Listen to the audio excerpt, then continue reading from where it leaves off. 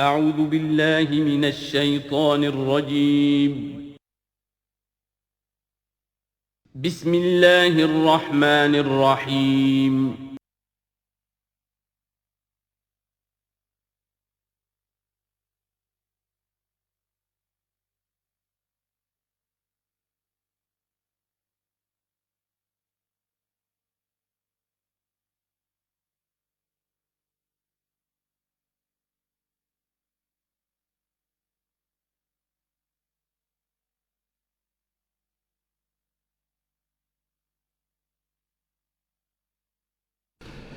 نحمده ونصلي على رسوله الكريم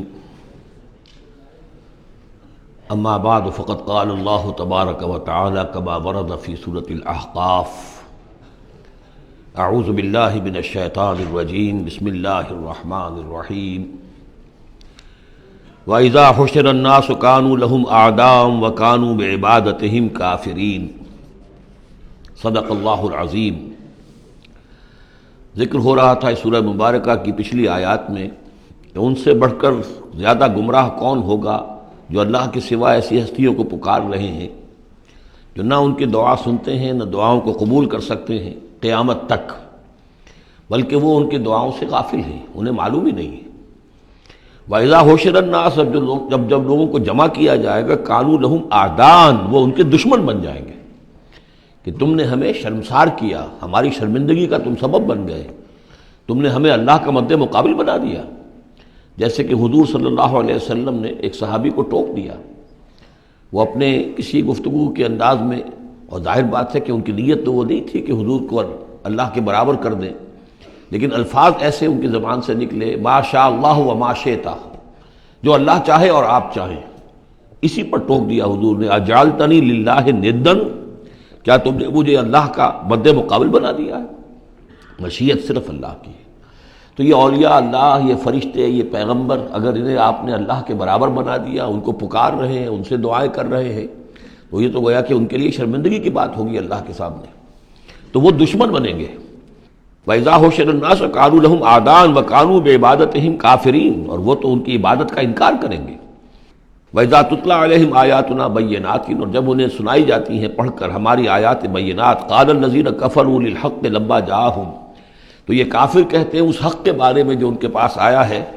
هَذَا سِحْرٌ مُبِينٌ یہ تو کھلا جادو ہے۔ ام یقولون افطراہ سے گھڑ لیا ہے، یعنی محمد صلی اللہ علیہ وسلم نے یہ قرآن خود تصنیف کیا ہے۔ قُلْ إِنِ افْتَرَيْتُهُ فَلَا تَمْلِكُونَ لِي مِنَ اللَّهِ شَيْئًا اے نبی ان سے کہہ دیجئے کہ اگر میں نے یہ گھڑ کر اللہ کی طرف منسوب کیا ہوتا تو تم مجھے اللہ کے پکڑ سے کچھ بھی نہیں بچا سکتے۔ یہ مضمون آئے گا آخری پارے میں، لو تقول علینا بعض الاقاویل، بلکہ 29ویں پارے میں لاخذناہ بالیمین ثم لقطعنا منہ الوتین، کہ اگر بالفرض خدا نہ خواستہ اگر محمد صلی اللہ علیہ وسلم کوئی چیز گھڑ کر ہماری طرف منسوب کر دیں تو ہم ان کا داہنا ہاتھ پکڑیں گے اور پھر ان کی رگے جان کو کاٹ دیں گے۔ ظاہر بات ہے کہ یہ صرف اس میں جو غصہ ہے وہ ان لوگوں پر ہے جو کہہ رہے تھے۔ هو عالم بما تفیدون فیہ اللہ تعالیٰ خوب جانتا ہے جن چیزوں میں تم لگے ہوئے، جو کچھ تم کہہ رہے ہو، جو تمہارا ظاہری قول ہے اس کو بھی جانتا ہے، اور جو تمہارے دل میں چھپا ہوا اسے بھی جانتا ہے۔ کفا بہ شہیدا بینی و بینکم اور وہ کافی ہے بطور گواہ میرے اور تمہارے مابین، وہ جانتا ہے کہ میں اس کا رسول ہوں، اس نے میرے پاس وحی بھیجی ہے۔ وہو الغفور الرحیم اور وہ بخشنے والا ہے، رحم فرمانے والا۔ قل ما کنت بدعا من الرسل اے نبی ان سے یہ بھی کہیے کہ میں کوئی نیا نویلا رسول تو نہیں ہوں، کوئی پہلا رسول ہی تو نہیں ہوں میں کہ مجھ سے پہلے کوئی رسول آئے نہ ہوں۔ بہت سے رسول آئے ہیں، ہاں میں آخری رسول ضرور ہوں، لیکن میں کوئی نیا سا رسول تو نہیں ہوں کہ کوئی ایک نئی بات ہو بالکل۔ بدعا اسی سے وہ بدعت کا لفظ بنا ہے ہمارے ہاں، جو چیز دین میں نہیں ہے اور لا کر اس کو آغاز کر دیا جائے تو در حقیقت وہ بدعت ہے۔ تو ما کنت بدعا من الرسول، جیسے کہ ہم سورہ آل عمران میں پڑھ آئے ہیں وما محمد الا رسول قد خلت من قبلہ الرسل۔ اسی طریقہ سے عیسیٰ ابن مریم کے بارے میں آیا ہے علیہ الصلوۃ والسلام کہ عیسیٰ ابن مریم کیا ہے؟ رسول، اور ان سے پہلے بہت سے رسول گزرے ہیں۔ قل ما کنت بدعا من الرسل وما ادری ما یفعل بی ولا بکم اور مجھے کچھ معلوم نہیں ہے کہ کیا کیا جائے گا میرے ساتھ اور کیا کیا جائے گا تمہارے ساتھ۔ یعنی اس سے مراد یہ نہ سمجھیے کہ حضور کو یہ معلوم نہیں تھا کہ آخرت میں میرے ساتھ کیا کیا جائے گا، وللآخرۃ خیر وابقیٰ، حضور کے لیے تو یقیناً آخرت جو بہت بہتر ہے۔ لیکن یہ کہ ابھی کیا ہونے والا ہے، کل کیا ہونے والا ہے۔ ظاہر بات ہے کہ طائف آپ گئے تھے تو بڑی امیدیں لے کر گئے تھے نا، لیکن یہ کہ وہاں جا کر جو صورتحال ہوئی گویا کہ وہ حضور کی توقعات کے بالکل خلاف تھی۔ آپ کو تو امید تھی کہ کوئی نہ کوئی بڑا جو وہاں کا سرداروں میں سے کوئی نہ کوئی اگر مان لے گا میری بات کو تو میں پھر اپنا، چونکہ مکے میں تو اب ابو طالب کا انتقال ہو گیا اور وہی دنیاوی اعتبار سے میرے لیے پروٹیکشن کا ذریعہ تھے، لہذا اب کوئی اگر بڑا رئیس اور بڑا کوئی سردار جو ہے طائف کا وہ ایمان لے آئے تو میں اپنا یہ مرکز وہاں شفٹ کر دوں، لیکن یہ کہ وہاں وہ بات پوری نہیں ہو سکی۔ ما ادری ما یفعل بی ولا بکم، مجھے یہ معلوم نہیں ہے کہ کیا کیا جائے گا تمہارے ساتھ۔ ان اتبع الا ما یوحی الی، میں تو بس پیروی کر رہا ہوں اس کی جو میری طرف وحی کی جا رہی ہے۔ وما انا الا نذیر مبین، اور میں نہیں ہوں مگر کھلا خبردار کر دینے والا، بس میری حیثیت تو یہ ہے۔ قل ارأیتم ان کان من عند اللہ وکفرتم بہ، اے نبی ان سے کہیے کہ ذرا غور کرو، سوچ لو، اگر ان کان من عند اللہ، جو چیز اللہ کی طرف سے آئی ہے یہ ہے واقعتاً اللہ کی طرف سے، وکفرتم بہ، اور تم نے اس کا کفر کیا،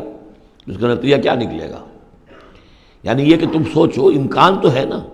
تم کہہ رہے ہو کہ میں نے گھڑ لی ہے، چلیے، حالانکہ دل میں تم جانتے ہو کہ یہ گھڑی بھی کتاب نہیں ہے، اگر گھڑی بھی کتاب ہوتی، انسان کی تصنیف ہوتی تو تم بھی اس کا مقابلہ کرتے، تمہیں چیلنج دیا گیا ہے کہ اس جیسی کتاب بنا لاؤ، اس جیسی ایک صورت ہی بنا لاؤ، تو تمہارے دل میں وہ بات نہیں ہے، لیکن سوچ لو ذرا کہ اگر یہ شے واقعتاً اللہ کی طرف سے ہے، قل ارأیتم ان کان من عند اللہ وکفرتم بہ، اور تم نے اس کا انکار کر دیا، وشہد شاہد من بنی اسرائیل علی مثلہ، اور گواہی دے چکا ہے ایک گواہ بنی اسرائیل میں سے ایک ایسی ہی کتاب کی۔ اصل میں اس میں کافی تفسیر کے اندر اقوال میں اختلاف ہے، اس سے مراد جو ہے عام مومنین اہل کتاب ہیں یا حضرت موسیٰ علیہ السلام، اس لیے کہ کتاب استثناء میں جو پیشن گوئی ہے اس میں یہ الفاظ ہیں کہ اے موسیٰ میں ان کے بھائیوں میں سے تیرے مثل ایک پیغمبر اٹھاؤں گا۔ کتاب استثناء کے 18ویں باب کی 18 اور 19ویں آیات ہیں یہ تورات کی، جو عہد نامہ قدیم ہے اس میں، تو گویا کہ مثل ہی، یعنی حضرت موسیٰ کی طرح کے محمد ہے، حضرت محمد کی طرح کے موسیٰ ہیں علیہ الصلوۃ والسلام، کیونکہ صاحب شریعت رسول ہے حضرت موسیٰ علیہ السلام۔ حضرت عیسیٰ صاحب شریعت نہیں ہے، صاحب کتاب ہے، انجیل دی گئی ہے، انجیل میں شریعت نہیں ہے، انجیل میں حکمت ہے، کل ہم پڑھ چکے ہیں جئتکم بالحکمہ، میں تمہارے پاس حکمت لے کر آیا۔ شریعت، قانون، یہ در حقیقت تورات میں تھی، حضرت موسیٰ علیہ السلام کو دی گئی، اور یا پھر محمد الرسول اللہ صلی اللہ علیہ وسلم کو قرآن دیا گیا اور یہ آخری اور کامل شریعت دی گئی۔ فآمنوا واستکبرتم، تو وہ تو ایمان لے آئے اور تم استکبار کر رہے ہو۔ یعنی یہود میں سے تو بہت سے علماء ایسے بھی تھے، بہت زیادہ نہیں لیکن تھے، عبداللہ ابن سلام رضی اللہ تعالیٰ عنہ بہت اہم ان کے علماء میں سے تھے، وہ ایمان لائے ہیں، تو وہ تو ایمان لے آئے۔ فاستکبرتم، اور تم استکبار میں اور گھمنڈ میں پڑے ہوئے ہو۔ ان اللہ لا یہدی القوم الظالمین، اللہ ظالموں کو ہدایت نہیں دیتا۔ وقال الذین کفروا للذین آمنوا لو کان خیرا ما سبقونا الیہ، اور کہا ان لوگوں نے جنہوں نے کفر کی روش اختیار کی ان لوگوں کے بارے میں جو ایمان لائے، کیونکہ ان میں سے زیادہ تر جو حضور کے آس پاس ہوتے تھے، اس لیے کہ بہرحال ان میں بڑے بڑے لوگ بھی تھے جو ایمان لائے تھے حضور پر، حضرت عثمان ابن عفان بھی تھے، بڑے بڑے گھرانے کے فرد تھے، عبد الرحمن ابن عوف بھی تھے، وہ بھی کوئی غرباء اور فقراء میں سے تو نہیں تھے، طلحہ اور زبیر بھی تھے تو وہ بھی بڑے اونچے خاندانوں سے تھے، لیکن یہ کہ عام طور پر حضور کے آس پاس جو ہوتے تھے یہ لوگ اپنے اپنے کاموں کے اندر بھی مصروف ہوتے تھے، لیکن جو غرباء تھے وہ حضور کے ارد گرد زیادہ موجود رہتے تھے، اور یہ بات بار بار آ چکی ہے حضرت نوح کے بیان میں بھی اور پھر حضور کے بارے میں بھی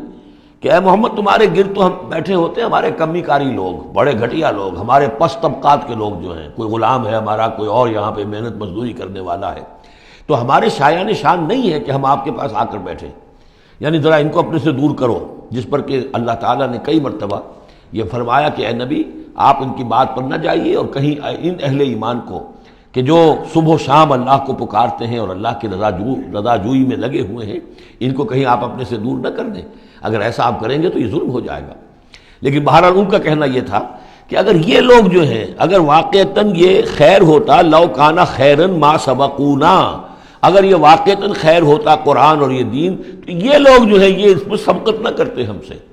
بڑے ہم ہیں، سمجھدار ہم ہیں، دانشور ہم ہیں، ایلیٹ آف دی سوسائٹی ہم ہیں،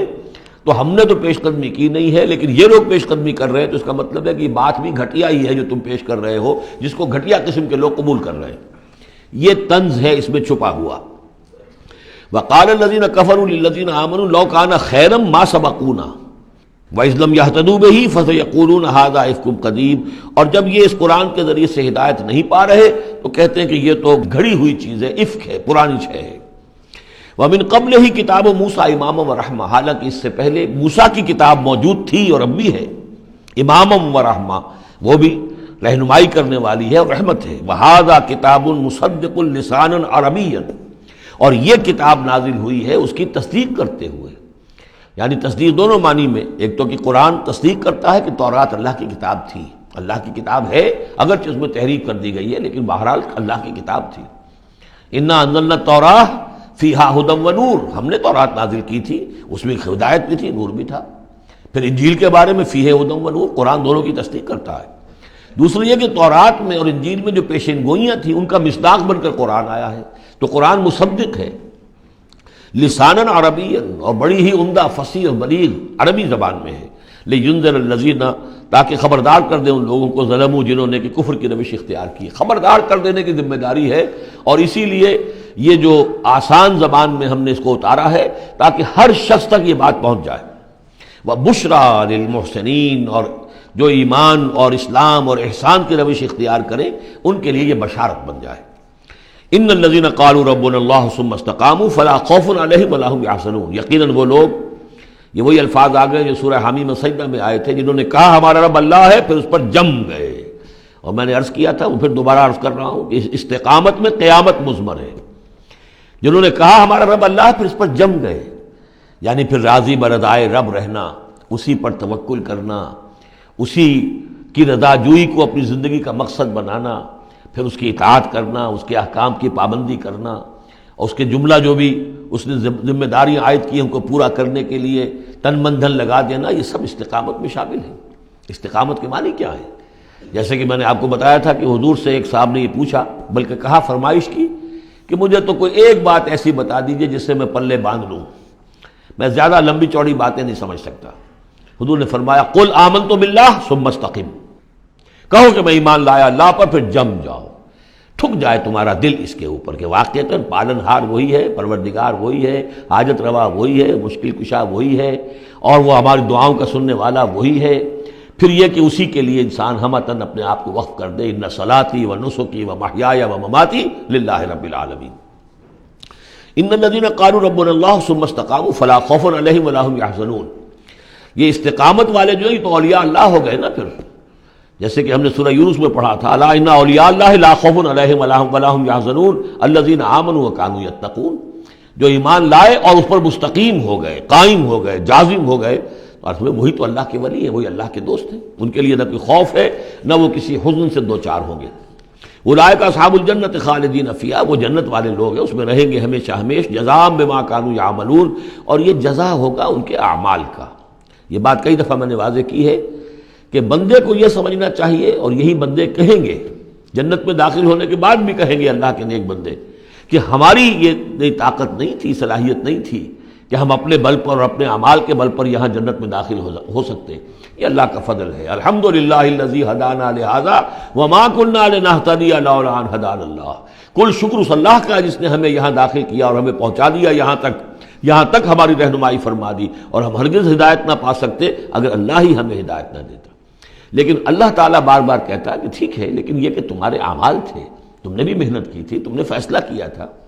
اما شاکرم و اما کفورا، جو ہم نے تمہیں اختیار دے دیا تھا، تم نے ہمارے شکر گزار بندے بن کر زندگی گزارنے کا فیصلہ کیا، ہم نے قدر افزائی فرمائی، ہم نے تمہیں توفیق دی، ہم نے تمہارے راستے کی رکاوٹوں کو جو ہے آسان کر دیا، لیکن یہ کہ بہرحال تمہارا عمل اس میں شامل ہے۔ جزاء بما کانوا یعملون، یہ در حقیقت بدلہ ہوگا ان کے اعمال کا۔ ووصینا الانسان بوالدیہ، تاکید کی انسان کو اس کے والدین کے بارے میں احسانہ، کہ اس کے ساتھ احسان کی روش، نیک سلوک، خدمت، اور اس میں بھی خاص طور پر والدہ کا معاملہ جو ہے یہ سورہ بنی اسرائیل میں بھی ہے اور یہاں بھی ہے۔ وہاں بھی آیا تھا ووصینا الانسان بوالدیہ حملتہ امہ وہنا علی وہن وفصالہ فی عامین، تو والدین میں جو ہے والدہ کا حق فائق ہے والد کے حق پر، ویسے دونوں کے ساتھ حسن سلوک ہو، دونوں کا ادب ہو، وَإِمَّا يَبْلُغَنَّ عِندَكَ الْكِبَرَ أَحَدُهُمَا أَوْ كِلَاهُمَا فَلَا تَقُل لَّهُمَا أُفٍّ وَلَا تَنْهَرْهُمَا وَقُل لَّهُمَا قَوْلًا كَرِيمًا، یہ ہم پڑھ چکے ہیں. لیکن یہاں بھی اور وہاں بھی خاص طور پر والدہ کا، اس لیے کہ مشقت جو ہے پیدائش میں ساری کی ساری مشقت جو ہے ماں کی ہے. باپ کا کیا حصہ ہے؟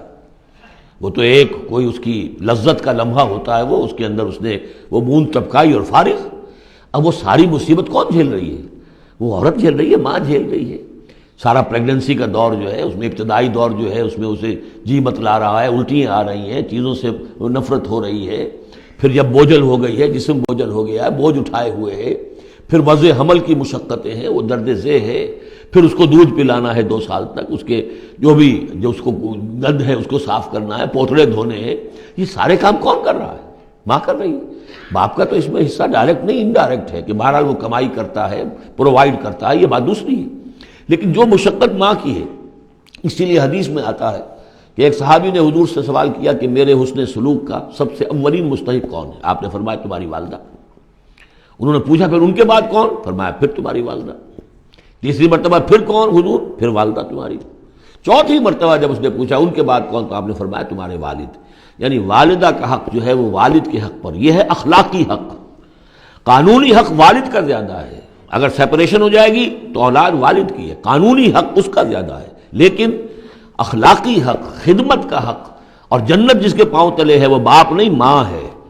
جنت جو ہے وہ تو اس کے قدم تلے تحت اقدام الامہات. اس حوالے سے اخلاقی مقام جو ہے وہ عورت کا زیادہ ہے، ماں کا زیادہ ہے. فرمایا حملتہ امہ کرہا ووضعتہ کرہا، اس کی ماں نے اسے اٹھائے رکھا اپنے پیٹ میں تکلیف جھیل کر، اور پھر اس کو وضع حمل ہوا، اس کو جنا تکلیف کے ساتھ. وحملہ وفصالہ 30 شہرا، اور اس کا یہ حمل اور پھر دودھ پلانا یہ لگ بھگ جو ہے 30 مہینے ہوتے ہیں. حتی اذا بلغ اشدہ، یہاں تک کہ جب وہ اپنی پوری قوت کو پہنچتا ہے، بلوغت کو پہنچتا ہے. اور یہاں سے بلوغت سے مراد جو ہے وہ نفسیاتی بلوغت ہے، ذہنی اور نفسیاتی بلوغت. ایک جسمانی بلوغت ہوتی ہے، وہ تو 16 17 18 اس سال کے اندر آدمی جو ہے وہ پورا بالغ ہوتا ہے. لیکن جسمانی بلوغت نہیں، یہاں جو ہے 40 برس کا ذکر آ رہا ہے. حتی اذا بلغ اشدہ وبلغ 40 سنۃ، جب وہ 40 برس کا ہو جاتا ہے. سائیکولوجیکل میچورٹی جو ہے انسان کی وہ 40 برس کی ہے. یہی وجہ ہے کہ 40 برس ہی کی عمر میں جو بھی نبوت جو ہے وہ ملتی تھی. حضور کو بھی 40 برس کی. فلما بلغ 40 سنۃ حبب الیہ الخلاء فکان یخلو بغار حراء. ایک حدیث ہے بڑی پیاری جس کی راویہ ہیں ام المومنین حضرت عائشہ صدیقہ رضی اللہ تعالیٰ عنہ، جس میں فرمایا انہوں نے کہ حضور نے مجھے بتایا کہ جب میری عمر 40 برس کے قریب ہوئی تو مجھے خلوت گزینی محبوب ہو گئی، تنہائی میں بیٹھ کر. اور پھر آپ جا کر کئی دن کئی راتیں جو ہے غار حرا میں آپ تنہا رہتے تھے، خلوت گزینی. پھر وہیں پر وہی کا آغاز ہوا ہے.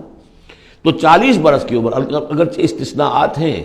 حضرت یحییٰ کے بارے میں ہم پڑھ چکے ہیں سورہ مریم میں، آتیناہ الحکم صبیہ، بچپن ہی میں اللہ نے انہیں حکمت عطا فرما دی، اور ان کو جو بھی وہ میچورٹی ہے اللہ نے بہت ابتدائی عمر میں عطا فرما دی. حضرت عیسیٰ کا معاملہ بھی ایسا ہی ہے، لیکن عام قاعدہ قانون وہی ہے 40 برس کا. حتی اذا بلغ اشدہ وبلغ 40 سنۃ قال رب اوزعنی ان اشکر نعمتک التی انعمت علی وعلی والدی. تو وہ کہتا ہے کہ میرے پروردگار مجھے اس کی میری قسمت یہ بنا دے، یہ میرا نصیب فرما دے، مجھے اس کی توفیق دے کہ میں شکر ادا کر سکوں تیرے انعامات کا جو مجھ پر ہوئے اور میرے والدین پر ہوئے. وان اعمل صالحا ترضاہ، اور یہ کہ میں ایسے عمل کروں اچھے جو تجھے پسند آئیں، جنہیں تو پسند کرے. واصلح لی فی ذریتی، اور پھر یہ کہ میرے لیے میری اولاد کے لیے بھی، اولاد میں بھی میرے لیے بہتری پیدا کر دے. ایک تو یہ ہوتا ہے کہ اصلح لی ذریتی، میری اولاد کو اصلاح کر دے، انہیں صالح بنا دے. لیکن یہاں پہ انداز جو ہے ذرا دیکھیے، اصلح لی فی ذریتی، اس لیے کہ اولاد صالح ہوگی تو اس کا فائدہ مجھے بھی پہنچے گا. اس لیے کہ اگر اولاد جو ہے وہ صالح ہے اور نیک ہے تو اس سے یقیناً انسان جو ہے وہ دعائیں کریں گے، استغفار کریں گے، اور ان کے جو اعمال صالحہ ہیں، چونکہ باپ نے کوئی تربیت اچھی دی تھی تو ان کے اعمال صالحہ سے بھی اس کے اپنے حساب کے اندر بھی اندراج ہوتا رہے گا نیکیوں کا. تو اصلح لی فی ذریتی، میری ذریت میں، میری نسل میں میرے لیے اصلاح فرما دے، یعنی ان کی اصلاح فرما جس سے کہ خود مجھے بھی فائدہ پہنچے. اسی بالکل یہی مفہوم ہے کہ جو ہم نے سورہ الفرقان میں پڑھا ہے، وَجْعَلْنَا لِلْمُتَّقِينَ إِمَامًا. مراد یہ کہ ہماری اولاد کو متقی بنا، تاکہ ان کی جو ہم از خود ان کے آگے چلنے والے ہیں، ان کے امام ہیں، وہ ہمارے فالوورز ہیں، ہمارے پیچھے چلنے والے ہیں، اور قیامت میں ایسا ہوگا حشر میں آدمی اٹھیں گے اور ان کے پیچھے ان کی نسلیں چلی آ رہی ہیں، تو ہمارے پیچھے آنے والے ہیں وہ نیک ہوں، متقی ہوں۔ وَأَصْلِحْ فِي ذُرِّيَّتِي إِنِّي تُبْتُ إِلَيْكَ، میں تیری جناب میں توبہ کرتا ہوں، رجوع کرتا ہوں، وَإِنِّي مِنَ الْمُسْلِمِينَ، اور یقیناً میں تیرے فرما برداروں میں سے ہوں۔ أُولَٰئِكَ الَّذِينَ نَتَقَبَّلُ عَنْهُمْ أَحْسَنَ مَا عَمِلُوا، یہ وہ لوگ ہیں جن سے ہم ان کے بہترین اعمال قبول فرمائیں گے، وَنَتَجَاوَزُ عَنْ سَيِّئَاتِهِمْ، اور اگر کوئی خطائیں ہوں گی، کوئی چیز ان کے اندر کمزوری کا پہلو بھی ہوگا، ہم اس سے درگزر فرمائیں گے۔ فی اصحاب الجنہ، اور پھر یہ اصحاب الجنہ میں ہوں گے، جنت والوں میں شامل ہو جائیں گے۔ وعد الصدق الذی کانوا یوعدون، یہ سچا وعدہ ہے جس کا کہ ان سے وعدہ کیا جاتا تھا۔ اب اس کے برعکس سے کردار ہے، یہ تو یہ کہ ایک صالح بیٹا ہے، اور وہ جب اپنی پوری میچورٹی کو پہنچا ہے اور بلوغ کو پہنچا ہے نفسیاتی اور ذہنی اعتبار سے، تو اس کا طرز عمل تو یہ ہے جو آگے ہے، رب اوزعنی ان اشکر نعمتک التی انعمت علی وعلی والدی وان اعمل صالحا ترضاہ واصلح لی فی ذریتی۔ ایک دوسرا برعکس کردار ہے، والذی قال لوالدیہ اف لکما اتعداننی ان اخرج وقد خلت القرون من قبلی، اور وہ شخص جو اپنے والدین سے کہتا ہے، والدین مسلمان ہیں لیکن بیٹا آوارہ ہو گیا ہے یا ذہنی طور پر جو ہے وہ گمراہ ہو گیا ہے، وہ نہ آخرت کو مان رہا ہے نہ اللہ کو مان رہا ہے، کسی اور رخ پہ جا رہا ہے، تو وہ اپنے والدین سے کہتا ہے اف لکما، میں بڑا بیزار ہوں آپ سے، یہ کیا آپ لوگوں نے ڈھکوسلے تراش رکھے ہیں، یہ کیا آخرت واخرت کی آپ مجھے دھمکی دیتے رہتے ہیں، اتعداننی، کیا آپ مجھے اس بات سے ڈراتے ہیں، وعدہ دیتے ہیں، دھمکاتے ہیں، ان اخرجا، کہ مجھے نکالا جائے گا، دوبارہ زندہ کیا جائے گا، وقد خلت القرون من قبلی، مجھ سے پہلے نہ معلوم کتنی نسلیں بیت چکی ہیں، ہزارہا لوگ نسل بعد نسل ختم ہو چکے ہیں، تو میں تو ان باتوں کو ماننے والا نہیں ہوں، یہ آپ کے ڈھکوسلے ہیں، یہ پرانی باتیں ہیں، دقیانوسی باتیں ہیں۔ وہما یستغیثان اللہ ویلک آمن، اور وہ دونوں ماں باپ جو ہیں بیچارے وہ نیک، وہ دعائی دے رہے ہیں اللہ کی کہ اللہ کے بندے، ویلک، تباہی ہو تیری، خرابی ہو تیری، آمن، ایمان لا، مان ان باتوں کو، ان وعد اللہ حق، یقیناً اللہ کا وعدہ سچا ہے۔ فیقول ما ھذا الا اساطیر الاولین، وہ کہتا ہے نہیں نہیں نہیں، میں نہیں مانتا، نہیں یہ تو نقلیں ہیں، پرانی کہانیاں ہیں جو پچھلوں سے نقل ہوتی چلی آ رہی ہیں۔ اولئک الذین حق علیہم القول، یہ وہ لوگ ہیں کہ جن پر اللہ کی بات سچی ہو گئی، یعنی مستحق ہو گئے اللہ کے کلمہ عذاب کے، فی امم قد خلت من قبلہم، اور انہی قوموں کے اندر وہ بھی پھر شامل کر دیے جائیں گے جو ان سے پہلے گزر چکی ہیں، من الجن والانس، جنات میں سے بھی اور انسانوں میں سے بھی، انہم کانوا خاسرین، یقیناً وہی لوگ ہیں خسارے والے، برباد ہونے والے۔ وَلِكُلٍّ دَرَجَاتٌ مِّمَّا عَمِلُوا، اور سب کے لیے درجے اور مقامات معین ہوں گے ان کے اعمال کے اعتبار سے۔ وَلِيُوَفِّيَهُمْ، اور تاکہ اللہ تعالیٰ پورا ان کے اعمال، وَلِيُوَفِّيَهُمْ أَعْمَالَهُمْ وَهُمْ لَا يُظْلَمُونَ، پورا ان کو دے دے گا ان کے اعمال کا بدلہ، اور ان پر کوئی ظلم نہیں ہوگا، کوئی حق تلفی نہیں ہوگی۔ وَيَوْمَ يُعْرَضُ الَّذِينَ كَفَرُوا عَلَى النَّارِ، اور جس دن کہ یہ کافر پیش کیے جائیں گے آگ پر، اور اس وقت ان سے کہا جائے گا اذهبتم طیباتکم فی حیاتکم الدنیا واستمتعتم بها، دیکھو بھائی تم نے اپنے جو مزے لینے تھے، لوٹنے تھے، عیش کرنے تھے، وہ تم دنیا کی زندگی میں کر چکے ہو، تم نے وہاں حرام خوریاں کی، حلال اور حرام کی تمیز کو ختم کیا، تم نے وہاں عیش کیے، اذهبتم طیباتکم، اپنی مزے کی چیزیں جو ہیں وہ تم لے جا چکے، فی حیاتکم الدنیا، تم اپنی دنیا کی زندگی میں، واستمتعتم بها، اور اس سے تم نے بہت فائدہ اٹھا لیا۔ فَالْيَوْمَ تُجْزَوْنَ عَذَابَ الْهُونِ بِمَا كُنْتُمْ تَسْتَكْبِرُونَ فِي الْأَرْضِ بِغَيْرِ الْحَقِّ، تو آج اب تمہیں بہت ہی اہانت آمیز عذاب دیا جائے گا، ذلت کا عذاب، بسبب اس تکبر کے جو تم کرتے رہے ہوئے زمین میں ناحق، وَبِمَا كُنْتُمْ تَفْسُقُونَ، اور جو تم نے وہاں پر نافرمانیاں کی ہیں اور ہمارے احکام کو توڑا ہے۔ وَاذْكُرْ أَخَا عَادٍ، اور ذرا تذکرہ کیجئے اخا عاد، قوم عاد کے بھائی کا، یعنی حضرت ہود علیہ السلام، اذ انذر قومہ بالاحقاف، جب کہ انہوں نے اپنی قوم کو خبردار کیا احقاف میں، یہ احقاف کا علاقہ تھا، بالکل جنوبی ساحل جو ہے عرب کا، جزیرہ نما عرب کا، اس کے ساتھ، اور اب وہاں پر بہت ہی سخت قسم کا، وہ بدترین قسم کا صحرا ہے احقاف۔ وقد خلت النذر من بین یدیہ ومن خلفہ، ان سے پہلے بھی، ان کے سامنے بھی اور بہت سے خبردار کرنے والے آئے تھے۔ یہ میں نے عرض کیا تھا کہ انبیاء متعدد آ کر پھر آخری کوئی رسول آتا تھا کہ جو پھر آخری اتمام حجت کرتا تھا۔ اللہ تعبدوا الا اللہ، انہوں نے یہی دعوت دی تھی کہ مت پوجو کسی کو سوائے اللہ کے، انی اخاف علیکم عذاب یوم عظیم، مجھے اندیشہ ہے تمہارے اوپر، تمہارے بارے میں کہ ایک بڑے دن کا عذاب تم پر آئے گا۔ قالوا اجئتنا لتافکنا عن آلہتنا، انہوں نے کہا کہ کیا تم اس لیے آئے ہو اے ہود کہ تم ہمیں اپنے معبودوں سے برگشتہ کر دو؟ فاتنا بما تعدنا ان کنت من الصادقین، تو اگر تم سچے ہو تو جس عذاب کی دھمکی ہمیں دے رہے وہ لے آؤ۔ قال انما العلم عند اللہ، انہوں نے کہا کہ اس کا علم تو اللہ کے پاس ہے، کل علم اللہ کے پاس ہے، وہ عذاب آئے گا، کب آئے گا، کس صورت میں آئے گا میں نہیں جانتا، وہ اللہ جانتا ہے۔ وَأُبَلِّغُكُم مَّا أُرْسِلْتُ بِهِ، اور میں تو تمہیں پہنچا رہا ہوں وہ جو اس نے مجھے دے کر بھیجا ہے، جو پیغام اس نے دیا میں پہنچا رہا ہوں، میرا کام انذار ہے، ابلاغ ہے، پہنچا دینا ہے، واضح کر دینا ہے۔ وَلَٰكِنِّي أَرَاكُمْ قَوْمًا تَجْهَلُونَ، لیکن میں دیکھ رہا ہوں کہ تم نے بہت جہالت کی روش اختیار کر لی ہے، بجائے اس کے کہ میری بات پر غور کرو، دیکھو، سوچو، دل میں اترے تو اسے قبول کرو، تم نے تو گویا کہ ادھار کھائے بیٹھے ہو اس کی نفی پر اور اس کو نہ ماننے پر، تو تم جہالت پر اتر آئے ہو۔ فلما رأوه عارضا مستقبل اودیتہم، تو عذاب الہی جب آیا، اس کے آثار جب آئے تو وہ ایک ایسی صورت میں تھے کہ جو ہے کہ بادل آ رہے ہیں، تو جب دیکھا انہوں نے اس کو یعنی عذاب کو، رأو ہو یہ وہ عذاب کے لیے ضمیر ہے، عارضاً کہ اس کو ہم نے ایک ابر کی صورت میں بھیجا، مستقبل اودیتہم جو ان کی وادیوں کی طرف چلا آ رہا تھا، سامنے آ رہا تھا۔ قالوا هذا عارض ممطرنا، ان کو یہ تو بادل آ گئے، ابر ہے، اب بارش ہوگی، جل تھل ہو جائیں گے، مطر آ رہی ہے۔ بل ہوا مستعجلتم به، نہیں یہ تو وہ شے جس کی تم نے جلدی مچائی تھی کہ لے آؤ عذاب اگر لا سکتے ہو۔ ریح فیہا عذاب علیم، وہ ایک جھکڑ تھا جس کے بارے میں آئے گا سورۃ الحاقہ میں کہ سخر علیہم 7 لیال و 8 ایام، 7 رات اور 8 دن مسلسل وہ جھکڑ چلا ہے۔ ریح فیہا عذاب علیم، وہ جھکڑ ہے جس میں بہت بڑا عذاب ہے۔ تدمر کل شیء بامر ربھا، وہ ہر شے کو اپنے رب کے حکم سے اٹھا کر پٹکتی تھی، وہ ہوا جو ہے اٹھاتی تھی اور پٹکتی تھی۔ تدمر، جیسے کسی درخت کی جڑ سے اکھاڑا جائے پھر پھینک دیا جائے، اور وہ چونکہ تھے بھی بڑے طویل القامت لوگ تو بڑے بڑے ستونوں کی طرح پھر پڑے تھے، کاجاد النخل خاویہ، جیسے کہ وہ کھجوروں کے تنے پڑے ہوئے ہوں زمین کے اوپر۔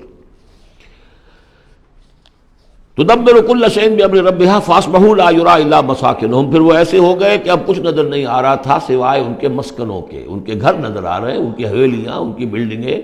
لیکن وہاں اس میں بسنے والا اب کوئی نظر نہیں آ رہا۔ کذالک نجزی القوم المجرمین، اسی طرح ہم بدلہ دیا کرتے ہیں مجرموں کی قوم کو۔ وَلَقَدْ مَكَّنَّاهُمْ فِي مَا إِن مَّكَّنَّاكُمْ فِيهِ، اب یہاں قریش سے، مکے والوں سے خطاب ہو رہا ہے، ان کو ہم نے جو تمکن عطا کیا تھا زمین میں، جو مال و اسباب دیا تھا، جو طاقت دی تھی، فیما ان مکناکم فیہ، اس میں اتنا تمکن تمہیں ہم نے نہیں دیا، اتنی طاقت تمہارے پاس نہیں ہے۔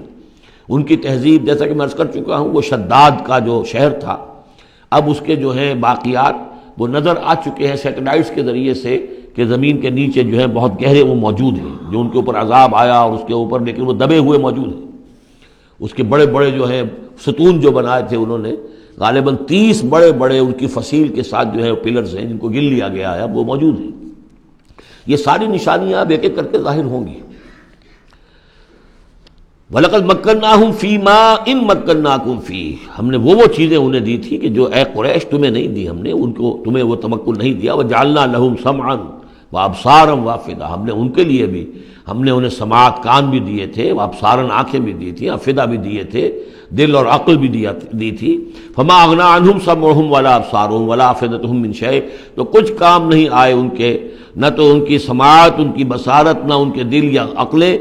من کسی شے میں انہیں نہیں بچا سکے۔ اذ کانوا یجحدون بآیات اللہ، جبکہ وہ انکار کرتے رہے اللہ کی آیات کا۔ وحاق بہم ما کانوا بہ یستہزئون، اور ان کو گھیر لیا اور ان پر الٹ پڑی وہی چیزیں جن کا کہ وہ مذاق اڑایا کرتے تھے۔ وَلَقَدْ أَهْلَكْنَا مَا حَوْلَكُم مِّنَ الْقُرَىٰ، اور ہم نے تو ہلاک کیا ہے بہت سی بستیوں کو جو تمہارے ہی ارد گرد آباد تھیں۔ میں وہ نقشہ بنا کے بھی آپ کو دکھا چکا ہوں کہ یہ تمام جو احقاف، یہ گویا کہ مکے کے جنوب مشرق میں تھے، سمود کا علاقہ جو ہے مکے کے شمال میں تھا، اسی شمال کے رخ پر جو ہے پھر وہ مدین کا علاقہ، اور پھر یہ کہ ادھر ڈیڈ سی کے ساتھ ساحل پر، اس کے بھی اب حال ہی میں خبر آئی ہے کہ اس کے بھی جو کھنڈرات وغیرہ ہیں وہ بحیرہ مردار، اس کے اندر پانی کے نیچے وہ موجود ہیں، ابھی ان کی تلاش ہو گئی ہے، وہ معلوم ہو گئے ہیں، انکشاف ہو گیا ہے۔ تو فرمایا وَلَقَدْ أَهْلَكْنَا مَا حَوْلَكُم مِّنَ الْقُرَىٰ، ہم نے بہت سی بستیوں کو، شہروں کو ہلاک کیا جو تمہارے ارد گرد ہی تھی. وَصَرَّفْنَا الْآيَاتِ لَعَلَّهُمْ يَرْجِعُونَ، اور اسی طرح ہم نے پھیر پھیر کر ان کو یہ آیات اپنی سنائی ہے تاکہ وہ رجوع کریں، پلٹیں، لوٹیں. فَلَوْلَا نَصَرَهُمُ الَّذِينَ اتَّخَذُوا مِن دُونِ اللَّهِ قُرْبَانًا آلِهَةً، تو کیوں نہ مدد کی ان کی ان ہستیوں نے جنہیں انہوں نے اللہ کے سوا سمجھا تھا کہ یہ معبود ہیں جو اللہ کی طرف ہم اللہ سے ہمیں قریب کر دیں گے، ہمیں تقرب الی اللہ کا ہمارا ضرورت ہمیں جو ہے وہ درجے حاصل کر دیں گے، اس کا ذریعہ بن جائیں گے. بل ضلوا عنہم، جب وہ عذاب کا وقت آیا وہ سب گم ہو گئے، ہوا ہو گئے، خواب تھا جو کچھ کو دیکھا، جو سنا افسانہ تھا. وذالک افکہم، یہ تو اصل میں ان کی من گھڑت باتیں تھیں، ان میں حقیقت تو تھی ہی نہیں. وما کانوا یفترون، اور جو کچھ بھی افطرا وہ کر رہے تھے وہ تھا. وَإِذْ صَرَفْنَا، اب وہ واقعہ آ رہا ہے جس کا میں نے آج شروع میں تذکرہ کیا تھا. اور حضور صلی اللہ علیہ وسلم، اور یہ واقعہ جو ہے جب کہ حضور گئے تھے طائف، اور طائف سے جب واپس آ رہے تھے تو آپ نے نخلہ، ایک مقام ہے وادی نخلہ، اس میں چند دن قیام کیا مکے جانے سے پہلے. اور چونکہ دل گرفتہ تو بہت تھی جب آپ طائف سے واپس آئے ہیں، طائف میں جو کچھ بیتی تھی وہ آپ کو معلوم ہے. بہرحال وہاں آپ فجر کے وقت ایک روز نماز فجر کی پڑھ رہے تھے اور قرآن مجید پڑھ رہے تھے. اس میں قرآن الفجر ہم پڑھ آئے ہیں، فجر کی نماز میں طویل قرات ہوتی ہے. تو ایک امام، ایک مقتدی. امام تھے حضور صلی اللہ علیہ وسلم، مقتدی تھے حضرت زید بن حارثہ، آپ کے منہ بولے بیٹے، آپ کے آزاد شدہ غلام. اس وقت یہ ہے کہ وہاں سے گزر ہوا کچھ جنوں کی ایک جماعت کا، وہ ٹھہر گئے، ٹھٹک کر کھڑے ہوئے اور وہ سنتے رہے. قرآن حضور پڑھ رہے ہیں، وہ سن رہے ہیں. تو اس پر وہ ایمان لائے اور پھر جا کر اپنی قوم میں انہوں نے فوراً تبلیغ شروع کر دی. تو یہ بات ہمارے لیے بڑی عبرت کی بات ہے کہ جنات کی ایک جماعت نے ایک ہی دفعہ قرآن سنا، ایمان بھی لے آئے اور فوراً مبلغ بن گئے اس کے. لیکن ہم جو ہے سنتے ہیں اور ایک کان سے سن کر دوسرے کان سے نکال دیتے ہیں، ہماری زندگیوں میں کوئی تبدیلی نہیں آتی. تو بڑا قابل غور ہے یہ مقام قرآن مجید کا. وَإِذْ صَرَفْنَا إِلَيْكَ نَفَرًا مِنَ الْجِنِّ، اور جب کہ ہم نے آپ کی طرف متوجہ کر دیا اے نبی جنوں کی ایک جماعت کو، یستمعون القرآن، کہ وہ قرآن سننے لگے. فلما حضروہ، جب وہاں وہ پہنچے، قالوا انصتوا، انہوں نے کہا چپ ہو جاؤ، خاموش رہو، سنو، توجہ سے سنو. اب دیکھیے جو بات قرآن مجید میں آئی ہے وَإِذَا قُرِئَ الْقُرْآنُ فَاسْتَمِعُوا لَهُ وَأَنصِتُوا، معلوم ہوتا ہے کہ یہ وہ ان جنات میں سے تھے کہ جو طبعاً نیک تھے، شریف تھے، اس اعتبار سے ان کے اندر وہ جو مادہ تھا وہ موجود تھا. بلکہ آگے چل کر معلوم ہوگا کہ وہ حضرت موسیٰ علیہ السلام کے ماننے والے تھے، ان پر گویا کہ وہ اہل کتاب جنات تھے.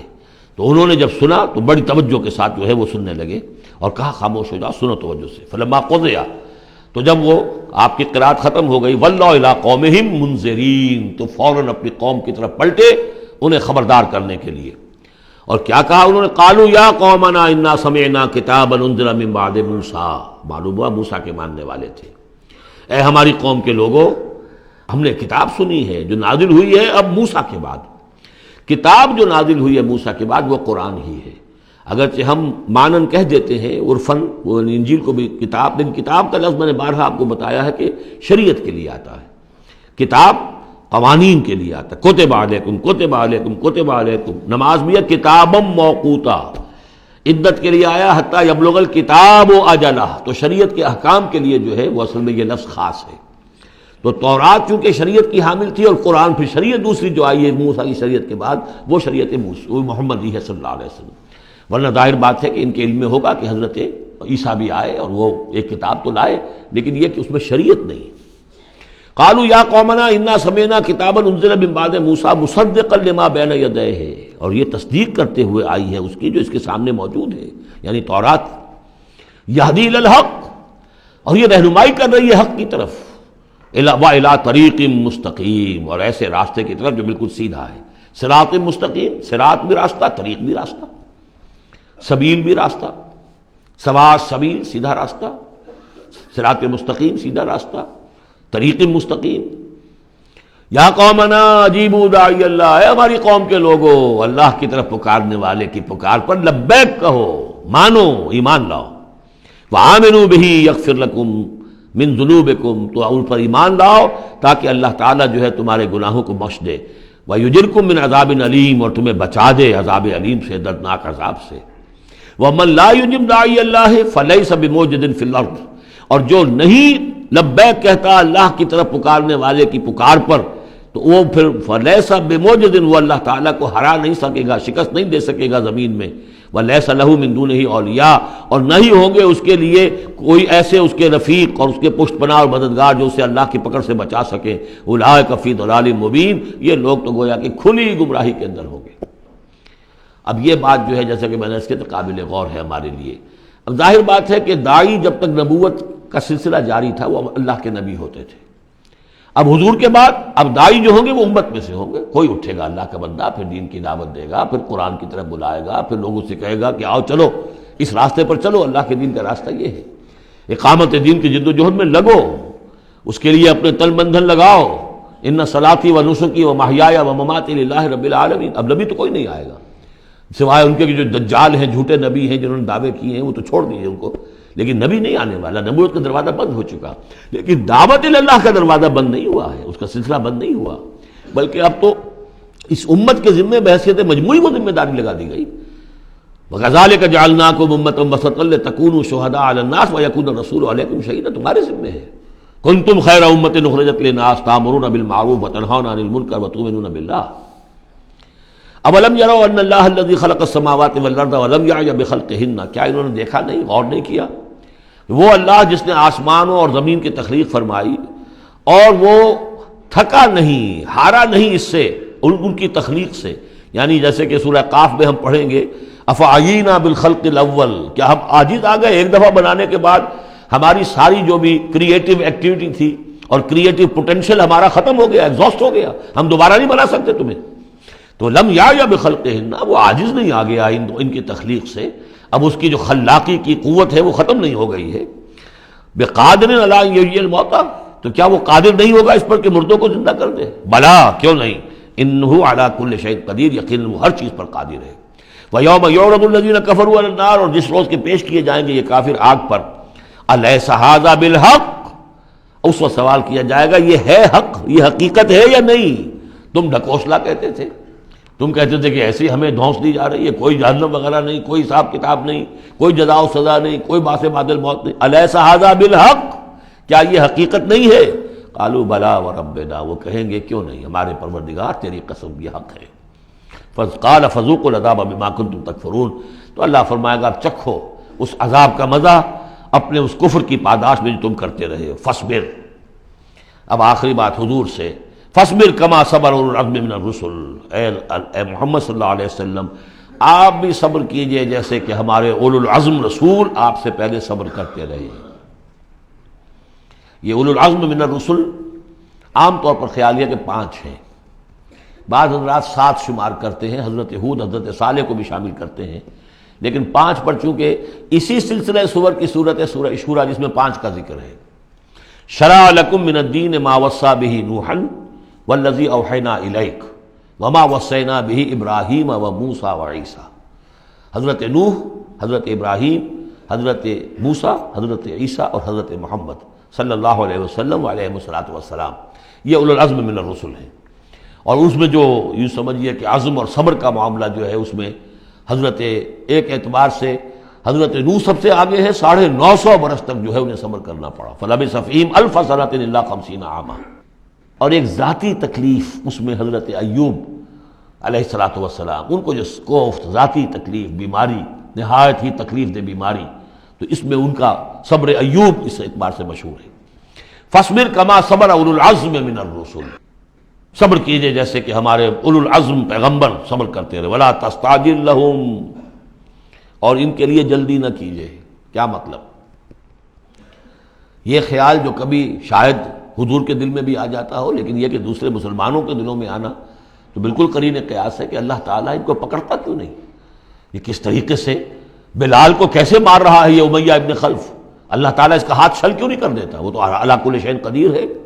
اور اس قوم کو کب تک یہ مہلت دی جائے گی؟ کیوں نہیں ان پر عذاب آ جاتا جیسے کہ عذاب آیا تھا پچھلی قوموں کے اوپر؟ فرمایا نہیں، ولا تستعجل، پچھلی صورت بھی اسی پر ختم ہوئی تھی کہ اے نبی اہل ایمان سے یہ کہیے کہ ذرا ان کو ابھی معاف کریں، ابھی ان کو کچھ عرصے کے لیے، چونکہ جو ہمارا ابھی فیصلہ جو ہے وہ یہ ہے کہ ابھی وہ وقت عذاب کا نہیں آیا ہے، تو ابھی یہ ذرا درگزر کرتے رہیں۔ وہی بات یہاں خاص طور پر واحد کے صیغے میں خطاب کر کے حضور سے کہی جا رہی ہے، فاصبر کما صبر اولو العزم من الرسل ولا تستعجل لهم، تستعجل لہم، ان کے لیے جلدی نہ کیجیے، کانہم یوم یرون ما یوعدون، جس دن کے یہ دیکھیں گے اس عذاب کو، جب عذاب آئے گا تو ایسے محسوس کریں گے لم یلبسوا الا ساعۃ من نہار، کہ نہیں رہے تھے مگر دن کی کسی ایک حصے میں، ایک گھڑی دن کی صرف۔ بلاغ، یہ ہے پہنچا دینا، ھذا بلاغ، لیکن ھذا یہاں پر محذوف ہو گیا، ھذا بلاغ، بلاغ یہ پہنچا دینا ہے۔ فہل یہلک الا القوم الفاسقون، تو ہلاک تو وہی کیے جائیں گے، کون ہلاک کیا جائے گا سوائے ان کے کہ جو نافرمان لوگ تھے۔ یہاں یہ جو 8 سورتوں کا ایک سلسلہ چلا آ رہا تھا وہ بھی ختم ہوا، اور یہ کہ جو 5واں جو گروپ ہے مکی اور مدنی صورتوں کا، ان میں سے جو مکیات کا سلسلہ ہے وہ ختم ہو گیا، اور یہ 13 صورتیں ہیں، سورہ سبا، فاطر، پھر یاسین، پھر صافات، پھر صاد، اور پھر یہ 8 صورتیں، سورہ زمر، اور پھر مومن، اور پھر حامیم سجدہ، اور شورا، اور زخرف، اور دخان، اور جاسیہ، اور احقاف۔ یہ صورتیں ہیں کہ جہاں مکیات ہیں۔ اب اس کے ساتھ 3 مدنیات ہیں۔ یہ 3 جو مدنیات ہیں ان میں سے 2 صورتیں تو بڑی ہم وزن ہیں اور جوڑے کی شکل میں ہیں، لیکن ایک صورت جو ہے اگرچہ بہت جامع صورت ہے قرآن حکیم کی وہ، لیکن اس کو ہم کہہ سکتے ہیں مضمون کے اعتبار سے کہ وہ سورہ فتح کا ایک ضمیمہ ہے۔ اگرچہ اسلامی ریاست کے اصول، اسلامی معاشرے کے لیے بنیادی ہدایات کے اعتبار سے قرآن حکیم کی اہم ترین، جامع ترین صورت ہے۔ 18 آیات میں اللہ تعالیٰ نے، یوں سمجھیے کہ سورہ نساء، سورہ مائدہ میں جو اصول دیے ہیں اسلامی معاشرے کے اور اسلامی ریاست کے، ان کا لب لباب اور خلاصہ 18 آیات میں ہے سورہ حجرات کی۔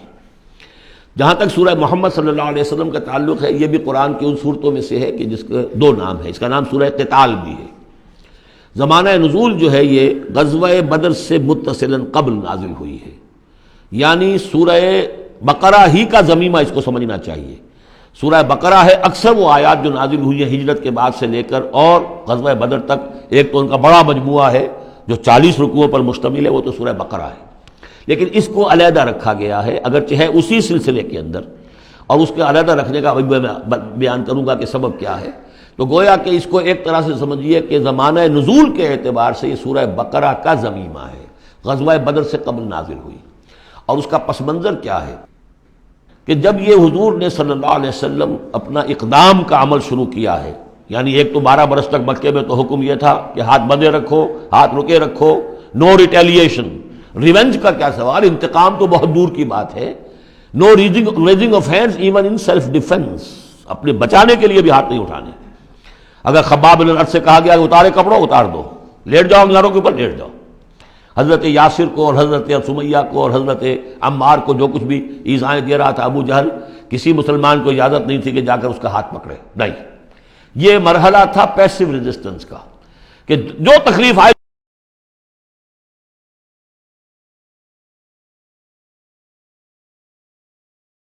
اب اقتتال کا دور شروع ہو گیا۔ لیکن یہ کہ جو منافقین تھے یا جن کے دلوں میں روگ تھا، جو اب اس جان جوکھوں میں ڈالنے کے لیے تیار نہیں تھے، وہ کچھ کہہ رہے تھے کہ آخر لڑائی بھڑائی کا کیا فائدہ ہے، یہ تو کوئی صلح سے کام کرنا چاہیے۔ یا کوئی یہ بھی کہتا ہوگا کہ گڑ دے کر مارا جا سکتا ہو تو زہر کائے کو دینا ہے، ہم اپنی دعوت و تبلیغ کے کام کو بس جاری رکھیں۔ اور یہ تو محمد نے، معاذ اللہ میں ان کی بات نقل کر رہا ہوں، یہ محمد نے خود جو ہے مہم جوئی شروع کر دی ہے کہ انہوں نے جو ہے ان کو چھیڑ چھاڑ شروع کر دی، ان کے قافلوں کا تعاقب شروع کر دیا، ان کی جو ہے وہ گویا کہ لائف لائن کے اوپر ہاتھ ڈال دیا۔ تو یہ جو حقیقت اقدام تو کر رہے ہیں یہ خود،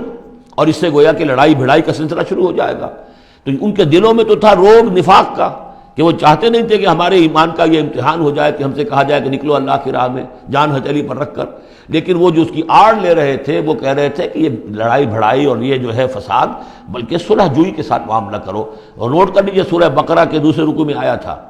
وَإِذَا قِيلَ لَهُمْ لَا تُفْسِدُوا فِي الْأَرْضِ قَالُوا إِنَّمَا نَحْنُ مُصْلِحُونَ أَلَا إِنَّهُمْ هُمُ الْمُفْسِدُونَ وَلَٰكِن لَا يَشْعُرُونَ۔ تو گویا کہ اس جو بھی ہو رہی تھی اس وقت، ان کی جو ذہن کی کیفیت تھی، اس میں اللہ تعالیٰ کی طرف سے یہ سورہ مبارکہ نازل ہوئی ہے، اور یہ اسلوب کے اعتبار سے پورے قرآن میں منفرد ہے۔ بالکل ایبرپٹلی شروع ہو رہی ہے، کوئی تمہید نہیں، کوئی حروف مقطعات نہیں، کوئی اللہ کی حمد، کوئی اور شے، کچھ نہیں، قرآن مجید کی عظمت کچھ نہیں، بلکہ الذین، اس سے جملہ شروع ہو رہا ہے جو عام طور پر جملے کے شروع کے لیے عام اسلوب نہیں ہے۔ پھر یہ کہ وہ جو اسلوب ہوتا ہے آیات کے آخر میں اللہ تعالیٰ کے اسماء اور اللہ کی صفات کا، انہو عزیز الحکیم، وہ تو بڑا غفور ہے، رحیم ہے، اس طرح کی کوئی شے آپ کو یہاں نہیں ملے گی۔ اسلوب بالکل مختلف ہے۔ ہر آیت ابرپٹ شروع ہو رہی ہے، سورت بھی ابرپٹلی شروع ہوئی ہے اور ابرپٹلی ختم ہو جائے گی۔ اسی طریقے سے ہر آیت جو ہے شروع ہوتی ہے اور ابرپٹلی ختم ہو جاتی ہے، بغیر کسی اختتامی اللہ کے اسماء اور صفات کے حوالے کے۔ باقی اس میں اور سورہ جو اگلی صورت ہے سورہ فتح، اس میں کیا ترتیب ہے وہ یہ ہے کہ حضور کی انقلابی جد و جہد کا جو آخری مرحلہ تھا،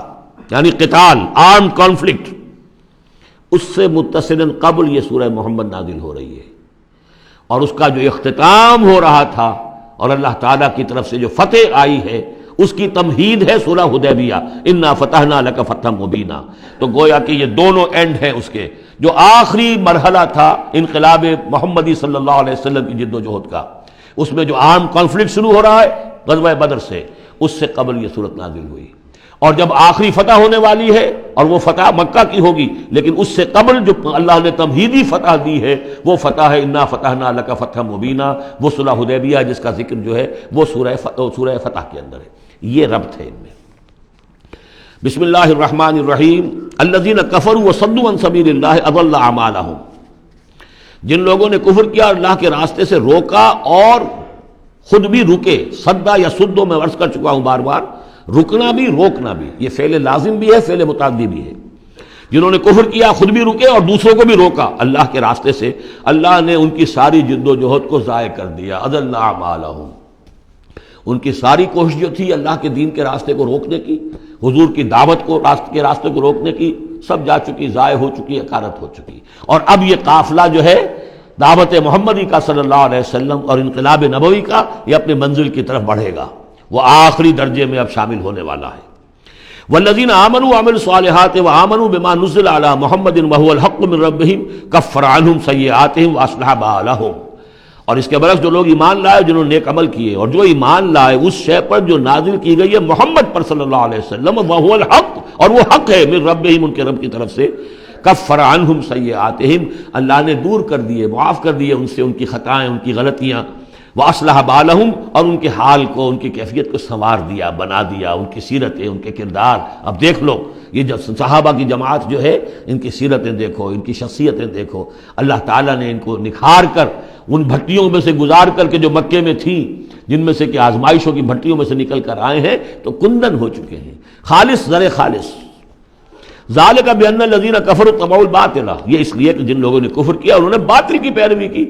لہذا وہ تو نتیجہ اس کا وہی نکلنا تھا جو نکل رہا ہے۔ وان الذین آمنوا اتبعوا الحق من ربهم، اور جو لوگ ایمان لائے انہوں نے پیروی کی حق کی جو ان کے رب کی طرف سے آیا ہے۔ کذالک یضرب اللہ للناس امثالہم، اسی طرح اللہ تعالیٰ لوگوں کے لیے ان کی مثالیں بیان کرتا ہے۔ فَإِذَا لَقِيتُمُ الَّذِينَ كَفَرُوا فَضَرْبَ الرِّقَابِ، اب یہ ہے آیت جو مشکلات القرآن میں سے ہے۔ اس کی وجہ کیا ہے کہ اس میں بھی ایک تقدیم و تاخیر ہے۔ تقدیم و تاخیر کا اصول میں بتا چکا ہوں، قرآن مجید میں ہوتا ہے اس کے آہنگ کی وجہ سے، اور غور کرنا پڑتا ہے کہ اس کی اصل ترتیب کیا ہے، اور اس سے پھر بات واضح ہوتی ہے۔ تو یہ قانون دیا جا رہا ہے، اسی کا حوالہ تھا سورہ انفال میں کہ اگر یہ پہلے سے بات نہ آ گئی ہوتی تو اے مسلمانوں، تم نے جو یہ قیدیوں کو ذرا فدیہ لے کر چھوڑنے کا فیصلہ کیا ہے، اس پر تم پر بڑی سخت گرفت ہوتی اللہ کی، لیکن چونکہ یہ آیت آ چکی تھی، اب وہ اس کی وضاحت میں کر دوں گا آپ کو۔ فَإِذَا لَقِيتُمُ الَّذِينَ كَفَرُوا، تو اے مسلمانوں جب اب تمہاری مٹ بھیڑ ہو کافروں سے، اب جو ہے آرم کانفلکٹ شروع ہونا ہے، اب تلوار سے ٹکرائے گی، میدان میں تمہیں آنا پڑے گا، تو اس کا قاعدہ کیا ہے؟ فَضَرْبَ الرِّقَابِ، تو ان کی گردنوں کو مارنا ہے، پہلا کام یہ ہے، ان کی گردنیں مارو، انہیں قتل کرو۔ حَتَّى إِذَا أَثْخَنْتُمُوهُمْ، یہاں تک کہ جب تم ان کو اچھی طریقے سے کچل دو، ان کی طاقت ختم ہو جائے، فَشُدُّ الْوَثَاقِ، پھر تم ان کو قیدی بنا سکتے ہو، پھر باندھو ان کو مضبوطی کے ساتھ۔ فَإِمَّا مَنًّا بَعْدُ وَإِمَّا فِدَاءً حَتَّى تَضَعَ الْحَرْبُ أَوْزَارَهَا، اور پھر چاہے تو انہیں اس کے بعد جو ہے تم چھوڑ سکتے ہو احسان رکھ کر، بغیر فدیہ لیے، اور وَإِمَّا فِدَاءً، یا فدیہ لے کر، حَتَّى تَضَعَ الْحَرْبُ أَوْزَارَهَا، یہاں تک کہ جنگ جو ہے وہ اپنے ہتھیار رکھ دے، ڈال دے۔ اس میں ہے اصل میں تقدیم و تاخیر، یہ پہلے ہے حتیٰ اذا اسخنتموہم فشدوا الوثاق حتیٰ تضع الحرب اوزارها فاما منا بعد واما فداء، یعنی یہ کہ جب تمہارا مقابلہ کافروں سے ہو تو پہلے مرحلہ یہ ہے کہ ان کی گردنیں مارو، پھر جب ان کی قوت کچھ نہیں جائے پھر تم انہیں قیدی بنا سکتے ہو جب تک کہ جنگ اپنے ہتھیار بالکل رکھ دے۔ اب اس کو سمجھ لیجئے کہ ایک ہوتی ہیں بیٹلز، ایک ہوتی ہے وار۔ بدر جنگ تھی لیکن بیٹل کی نوعیت کی تھی، وار تو 6 سال تک چلنی ہے۔ Battle of Badr, battle of Uhud, battle of Ahzab, battle of Bani al-Mustaliq, battle نہ معلوم کتنی بیٹلز ہیں۔ یہ 6 سال تک مسلسل جنگ ہے جس میں کہ تھوڑا سا وقفہ آیا صلح حدیبیہ کی وجہ سے، ورنہ تو جا رہا ہے۔ وار واز کنٹینیوئنگ، وار ابھی ختم نہیں ہوئی ہے، ایک بیٹل ختم ہوئی ہے، ایک مہم ختم ہوئی ہے، ایک لڑائی ختم ہوئی ہے، جنگ تو جاری ہے۔ حتیٰ تضع الحرب اوزارہا، جبکہ وہ جنگ اپنے ہتھیار رکھ دے، یعنی اس درجے وہ دین کا غلبہ ہو جائے کہ اب کوئی ریزسٹنس نہ رہے، تو پھر یہ ہے کہ چاہے تم ان کو چھوڑ دو فدیہ دے کر، اور چاہے تم ان کو ویسے بھی احسان سے بھی چھوڑ دو تو کوئی حرج نہیں، احسان کرو بغیر فدیہ دیے بھی چھوڑ دو تو کوئی حرج نہیں۔ لیکن جب تک کہ ابھی مقابلہ چل رہا ہے اس وقت تک فدیہ لے کر چھوڑ دینے کے معنی کیا ہوئے کہ آپ نے کفر کو تقویت پہنچائی۔ جو آج جنگ کر کے یہاں کرنے کے لیے آئے تھے ان میں سے 70 مارے گئے، اچھا وہ تو کفر کا ایک بازو تو ٹوٹ گیا، لیکن یہ 70 جو تمہاری قید میں آئے تھے اس کو تم نے فدیہ لے کر چھوڑ دیا تو یہ بازو دوبارہ جا کر تم پر حملے کے لیے تیار ہو جائے گا کہ نہیں؟ لیکن چونکہ یہاں پہ اب اس کا معاملہ ججمنٹ کا، واقعتاً دشمن کی کمر کچلی گئی ہے یا نہیں، یہ ہے ججمنٹ کا معاملہ۔ تو حضور نے اگر یہ سمجھا کہ کمر کچھ نہیں گئی ہے تو اس کے اوپر پکڑ نہیں ہو سکتی۔ اجتہاد جو ہے، اجتہاد کا اصول یہ ہے کہ اجتہاد میں مخطی بھی ہو تو اسے اجر ملتا ہے اور مصیب ہو تو دوہرا اجر ہے۔ چونکہ حضور کے اجتہاد پر یہ تھا تو آپ کو اگر چھوڑ دیا گیا تو اما منن بعد و اما فدان، جب یہ آلٹرنیٹو اس کے اندر موجود ہے اس آیت کے اندر کہ اس کے بعد پھر چاہو تو تم بغیر کوئی فدیہ لیے ہوئے احسان دھر کر چھوڑ دو اور چاہے فدیہ لے کر چھوڑ دو، تو حضور نے اس کو استعمال کیا ہے۔ اگرچہ اللہ تعالیٰ کے نزدیک ابھی وہ کچھ بھی نہیں گئی تھی کفر کی طاقت، لہذا یہ قبل از وقت ہے جو اجتہاد ہو گیا ہے۔ اسی لیے کہا کہ اگر یہ آیت نازل نہ ہو چکی ہوتی پہلے تو جو کچھ تم نے کیا ہے، ما کان لنبی ان یکون لہ اسری حتی یسخن فی الارض، وہی لفظ جو یہاں آیا ہے حتی اذا اسخنتموہم حتی یسخن فی الارض، کسی نبی کے لیے یہ روا نہیں ہے کہ وہ کوئی قیدی بنا لے جب تک کہ زمین میں پوری طریقے سے خونریزی نہ ہو جائے اور کفر کو کچل نہ دیا جائے۔ تریدون عرض الدنیا، تم دنیا کا ساز و سامان چاہتے ہو کہ یہ فدیہ دیں گے رقم آئے گی، واللہ یرید الآخرہ، اللہ کے نگاہوں کے سامنے آخرت ہے۔ اللہ عزیز الحکیم، اللہ عزیز اور حکیم ہے۔ لولا کتاب من اللہ سبقا، اگر یہ اللہ کی طرف سے وہ کتاب پہلے آنا چکی ہوتی، حکم، اب یہ کتاب کے معنی پھر وہی حکم ہے یہاں پر، اللہ کی طرف سے پہلے یہ آیت جو ہے جو اس حکم پر مبنی ہے وہ نازل نہ ہو چکی ہوتی، لمسکم فیما اخذتم عذاب عظیم، تو جو کچھ تم نے لیا ہے اس پر تمہارے اوپر بڑی سخت گرفت ہوتی ہے اللہ کی طرف سے، لیکن چونکہ وہ تھی فَقُلُوا مِمَّا غَنِمْتُمْ حَلَالًا طَيِّبًا، تو جو بھی اب تمہیں غنیمت ملی ہے اسے کھاؤ حلال، اور اس کو حلال اور طیب سمجھتے۔ یہ ہے اس آیت کا مطلب، جب تمہارا مقابلہ ہو دشمنوں سے تو گردنیں مارنا ہے پہلا کام، پھر جب پوری طرح کچل لو، طاقت کچھ نہیں گئی کفر کی، تو پھر قیدی بھی بناؤ، فَشُدُّ الْوَثَاقَ حَتَّى تَضَعَ الْحَرْبُ أَوْزَارَهَا، جب جنگ بالکل ختم ہو جائے اور گویا کہ وہ ہتھیار ڈال دیے جنگ نے، ڈگ ڈال دیے، اب کوئی طاقت نہیں رہی کفر میں، پھر تم چاہو تو ان کو فدیہ لے کر چھوڑ دو، چاہو تو بغیر فدیہ کے بھی چھوڑ دو، کوئی بات نہیں، اب کوئی خطرہ نہیں، اس لیے کہ انقلاب آ چکا اور مستحکم ہو چکا، اب ان کے کیے کچھ نہیں ہوگا۔ حتی تضع الحرب اوزارہا ذالک ولو یشاء اللہ لانتصر منہم، اللہ چاہتا تو خود ہی ان سے بدلہ لے لیتا، ان کفار سے انتقام لے لیتا، ولکن لیبلو بعضکم ببعض، اللہ تعالیٰ چاہتا تو اس 1000 کے لشکر کو آنے واحد میں ختم کر دیتا، لیکن اللہ نے تمہیں موقع دیا، تمہاری آزمائش کی، تمہارے صبر کا امتحان لیا، لیکن اللہ تعالیٰ امتحان لیتا ہے، جانچتا ہے بعض کو بعض کے ذریعے سے، وہ 1000 کے لشکر کے ذریعے سے ان 313 کے استقامت کی، ایمان اور استقامت جو ہے اس کی آزمائش ہو گئی۔ والذین قتلوا فی سبیل اللہ فلن یضل اعمالہم، اور جو لوگ اللہ کی راہ میں قتل ہو گئے تو اللہ تعالیٰ ان کے اعمال کو ضائع کرنے والا نہیں ہے، ان کے سارے اعمال کا بھرپور اجر انہیں مل جائے گا۔ سیہدیہم ویصلح بالہم، اللہ تعالیٰ ان کو راہ دے گا، پہنچا دے گا، جنت تک پہنچا دے گا، اور ان کے جو معاملہ ہوگا وہاں پہ ان کے احوال بہت اعلیٰ ہوں گے، بہت عمدہ ہوں گے۔ وَيُدْخِلُهُمُ الْجَنَّةَ عَرَّفَهَا لَهُمْ، اور داخل کرے گا انہیں اس باغات میں جو پہلے ہی انہیں پہچنوا دی ہے، بتا دیا ہے کہ اس جنت میں کیا کچھ ہوگا، وہ تو ہم بتا چکے ہیں قرآن کے اندر، اس جنت میں داخل کرے گا۔ یا ایھا الذین آمنوا ان تنصروا اللہ ینصرکم ویثبت اقدامکم، اہل ایمان اگر تم اللہ کی مدد کرو گے تو اللہ تمہاری مدد کرے گا اور تمہارے قدموں کو جما دے گا۔ یہ بہت اہم قانون ہے اللہ کا، تم اللہ کی مدد کرو گے تو اللہ مدد کرے گا۔ تم اللہ کے دشمنوں سے پینگیں بڑھاؤ، دوستیاں کرو، ان کی وفاداریوں کے دم بھرو، انہیں اپنا سرپرست سمجھو، انہیں اپنا حمایتی اور مددگار سمجھو، اور ساتھ ہی دعا کرو تو دعائے قنوت نازلہ چاہے سال بھر کرتے رہو گے، اللہ نہیں سنے گا تمہاری دعا۔ ڈھاکہ گیا، مشرقی پاکستان گیا، بدترین شکست آ گئی، قنوت نازلہ مکے میں بھی اور مدینے میں بھی پڑھے جا رہے تھے اور پورے پاکستان میں پڑھے جا رہے تھے، اللہ نے نہیں سنی۔ تمہاری دوستیاں کس سے؟ اللہ سے تو ہے نہیں۔ اللہ کے خلاف تو اعلان جنگ ہے، تمہاری ساری معیشت سود پر چل رہی ہے، تم نے اللہ کے باغیوں کو دوست بنایا ہوا، انہیں اپنا سرپرست سمجھتے ہو، انہی کی مدد پر تمہارا جو ہے سارا سہارا بھروسہ ہے۔ آ رہا تھا کوئی جہاز چل کر امریکہ کا، وہ تو نہیں آیا، تو اللہ کیوں سنے گا تمہاری بات؟ ان تنصروا اللہ ینصرکم ویثبت اقدامکم، اگر تم اللہ کی مدد کرو گے، تم اس کے اگر مخلص ہو، فرما بردار ہو، اس کے دین کا جھنڈا لے کر کھڑے ہو گئے ہو، تن من دھن اس کے لیے لگانے کو تیار ہو، اللہ مدد کرے گا اور تمہارے قدم جما دے گا۔ والذین کفروا فتعسا لهم، اور وہ لوگ جنہوں نے کفر کیا ہے ان کے لیے تو پھر ہے ان کو گویا کہ رد کر دینا، راندہ درگاہ کر دیے جائیں گے، وہ کھائیں ٹھوکریں۔ وعد اللہ اعمالہم، اللہ نے ان کے تمام اعمال کو، جد و جہد کو، کوششوں کو بالکل گمراہ کر دیا، یعنی ختم ہو گئی وہ، اور ان کا حاصل کچھ نہ ہوا۔ ذالک بانہم کرہوا ما انزل اللہ فاحبط اعمالہم، اس کی وجہ کیا ہے کہ انہوں نے وہ چیز ناپسند کی جو اللہ نے نازل کی، فاحبط اعمالہم، اللہ نے ان کے تمام نیک اعمال بھی ضائع کر دیے۔ یعنی آخر ان میں ایسے بھی تھے کفار میں سے جو غریبوں کو کھانا کھلا دیتے تھے،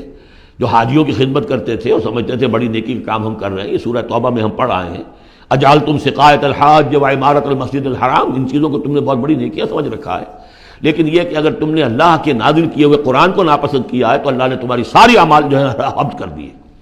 افلم یسیروا فی الارض فینظروا کیف کان عاقبۃ الذین من قبلہم، تو کیا یہ زمین میں گھومے پھرے نہیں کہ یہ دیکھتے کہ کیا انجام ہوا ان لوگوں کا جو ان سے پہلے تھے؟ دمر اللہ علیہم، اللہ تعالیٰ نے ان پر ہلاکت کو مسلط کر دیا۔ وللکافرین امثالھا، اور ان کافروں کے لیے بھی ایسے ہی انجام آئیں گے۔ ذالک بان اللہ مولی الذین آمنوا وان الکافرین لا مولی لہم، اور یہ اس لیے کہ اللہ تو مولا ہے، رفیق ہے، پشت پناہ ہے، مددگار ہے اہل ایمان کا، اور یہ کہ کافروں کا کوئی مولا ہے ہی نہیں۔ یہ اصل میں یہیں سے حضور نے پھر وہ نعرہ اخذ کیا تھا جب غزوہ احد میں، جب وقتی طور پر مسلمانوں کی شکست ہو گئی اور حضور بھی اور صحابہ بھی پھر پہاڑ کے اوپر چڑھ گئے احد پر، اور اس کے بعد پھر جو دامن میں کھڑے ہوئے تھے جو کفار کے اس وقت کے سربراہ تھے، اس میں ابو سفیان تھے اور خالد بن ولید جو بعد میں جو دونوں ایمان لے آئے صحابہ میں سے ہیں۔ تو اس وقت یہ ہے کہ ابو سفیان نے نعرہ لگایا تھا، لنا عزا ولا عزا لکم، ہمارے لیے عزا جیسی دیوی ہے، اس نے ہماری مدد کی ہے، تمہارے لیے تو عزا ہے ہی نہیں۔ تو حضور نے کہا تھا مسلمانوں سے جواب دو، اللہ مولانا ولا مولا لکم، اللہ ہمارا مولا ہے، تمہارا کوئی مولا نہیں۔ اس نے کہا تھا اعلی حبل، لیکن یہ کہ اس کے جواب میں کہا گیا اللہ اکبر، اللہ سب سے اعلیٰ بھی ہے، بڑا بھی ہے۔ تو یہ جو نعرہ ہے کہ اللہ مولانا ولا مولا لکم، ذالک بان اللہ مولی الذین آمنوا وان الکافرین لا مولا لہم، ان اللہ یدخل الذین آمنوا وعملوا الصالحات جنات تجری من تحتها الانہار، یقیناً اللہ تعالیٰ داخل کرے گا ان لوگوں کو جو ایمان لائے، جن نے نیک عمل کیے، ان باغات میں جن کے دامن میں ندیاں بہتی ہوں گی۔ والذین کفروا یتمتعون ویاکلون کما تاکل الانعام، اور وہ لوگ جو کفر کر رہے ہیں وہ کھا پی رہے ہیں، عیش اڑا رہے ہیں دنیا میں، کھا رہے ہیں جیسے کہ حیوانات بھی کھاتے ہیں۔ والنار مثوی لکم، لیکن یہ کہ بالآخر ان کا ٹھکانہ جو ہے وہ آگ ہے۔ وکأی من قریۃ ہی اشد قوۃ من قریتک التی اخرجتک، اور اے نبی کتنی ہی بستیاں ایسی گزری ہیں کہ جو اس بستی سے کہیں زیادہ قوت میں تھیں جس نے آپ کو نکلنے پر مجبور کیا ہے۔ مکے سے بڑے بڑے شہر تھے، ان سے بڑی اس کی جو ہے قوتیں تھیں، بڑی طاقتور قومیں وہاں رہتی تھیں۔ تو یہ جو بستی جس نے کہ آپ کو وہاں سے نکلنے پر مجبور کیا ہے، اس سے کہیں زیادہ بڑی جو بستیاں تھیں انہیں ہم نے ہلاک کیا۔ اہلکناہم فلا ناصر لہم، ان کو ہم نے ہلاک کر دیا اور ان کا کوئی مددگار نہ ہوا۔ افمن کان علی بینۃ من ربہ کمن زین لہ سوء عملہ، تو بھلا وہ شخص جو اپنے رب کی طرف سے بینہ پر ہے، اس کی سرشت اور اس کی فطرت نیک ہے، اور پھر یہ کہ اس کو اللہ تعالیٰ نے جو ہدایت دی ہے وہ اس پر قائم ہے۔ کمن زین لہ سوء عملہ، کیا وہ اس جیسا ہو جائے گا کہ جس کے اعمال اس کے لیے مزین کر دیے گئے ہیں، برے اعمال اس کے، لیکن اسے محسوس ہوتا ہے کہ بڑے شاندار میرے اعمال ہیں، میری تہذیب، طریقتکم المثلیٰ، تمہارا کلچر بہت اعلیٰ کلچر، مثالی کلچر، واتبعوا اہواءہم، اور انہوں نے پیروی کی ہے اپنی خواہشات کی۔ ان دونوں میں ظاہر بات ہے کوئی مساوات نہیں ہو سکتی۔ وہ جو اللہ کی طرف سے بینہ پر ہے وہ کامیاب ہونے والے ہیں، اور یہ لوگ جو اپنی خواہشات کی پیروی کر رہے ہیں ناکام ہونے والے ہیں۔ بارک اللہ لی ولکم فی القرآن العظیم ونفعنی وإیاکم بالآیات والذکر الحکیم۔